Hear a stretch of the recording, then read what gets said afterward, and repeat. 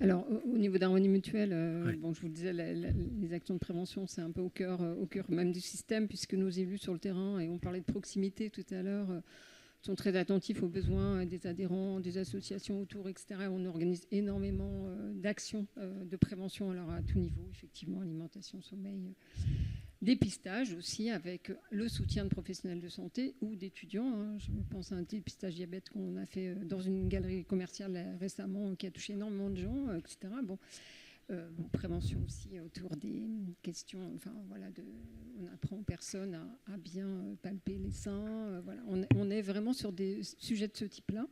Donc ça fait partie de ce que l'on mène, et Harmonie Mutuelle en tant que telle essaye, au travers de l'accès à une plateforme qui s'appelle ViveOptime, hein, qui est une plateforme en ligne, de mettre en relation aussi les adhérents avec des coachs, des personnes qui sont en capacité de faire un diagnostic santé avec les adhérents, et de proposer un parcours de soins derrière, suivi, un accompagnement individualisé, etc. Et c'est vraiment un vrai plus. Et Harmonie Mutuelle accompagne aussi les entreprises, puisque nous avons des contrats collectifs donc dans la prise en charge des risques psychosociaux des salariés. Et puis par ailleurs, c'est pour ça que je vous parlais nous sommes employeurs en fait dans nos établissements sociaux, médico-sociaux médico-sociaux et sanitaires.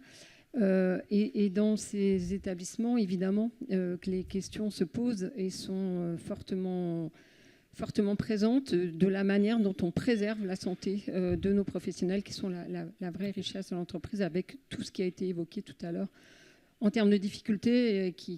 C'est tellement présent, je pense qu'aujourd'hui, on est obligé de le prendre en compte et d'adapter l'environnement. Donc, les actions, je pense, un peu phares que l'on mène à ce niveau-là, ça va être de former nos professionnels au premier secours en santé mentale, professionnels élus d'ailleurs.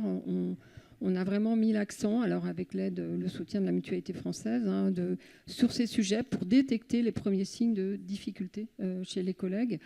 Et puis, je pense qu'un des facteurs de réussite, de toute façon, on le sait, pour réussir à ramener du personnel, à rendre attractifs nos métiers, c'est l'esprit d'équipe, c'est l'esprit d'entraide. Et donc, je pense qu'il y a un vrai sujet aussi autour du management, et on s'est emparé de ce sujet-là. C'est-à-dire qu'on parle de management bienveillant, exigeant, cadrant, tout ce que l'on veut, mais on expérimente ce qu'on a appelé l'autonomisation des équipes, c'est-à-dire la méthode Burzorg, hein, ça vient de Hollande, où on propose à des équipes soignantes, du coup, de s'organiser entre elles sans repasser par le N+1 systématiquement pour organiser les plannings, les tournées, etc. Et ça amène une vraie plus-value, à la fois pour les patients, bien sûr, mais surtout pour les professionnels qui se sentent valorisés. Parce qu'il y a un vrai sujet, et on l'a tellement dit, mais je le répète forcément, qui est la valorisation des professionnels. Et surtout, ce qui me semble important aussi, un respect. Il faut que les soignants, aujourd'hui, respectent finalement l'autre soignant, quelle que soit sa place, et qu'on ne fonctionne plus en hiérarchie, mais vraiment en transversalité. Chacun a son rôle dans cette chaîne de la prise en charge de soins. Je pense que c'est un vrai enjeu aussi en termes de prévention que de conduire ces sujets-là. Merci Christine. Alors moi, je ne crois pas forcément en la magie. Par contre, je crois vraiment en l'effort du Au collectif. super pouvoir, hein, c'est après on choisit. Super pouvoir, mais l'effort, je pense qu'on l'a. L'effort, je crois vraiment dans le collectif, et je crois vraiment aussi dans les politiques publiques. Je pense qu'on a, oui, à avancer sur ces sujets. Alors, au sein d'Harmonie Mutuelle, on parle d'éco-santé, agir plus tôt, plus vite, autrement, oui, mais en responsabilisant finalement, en impliquant les personnes pour qu'elles se sentent actrices de la santé. Donc il faut un peu de magie quand même. Et et je pense qu'on a les moyens de le faire, mais il faut aussi effectivement encourager les initiatives collectives, etc. Et puis juste un dernier point quand même.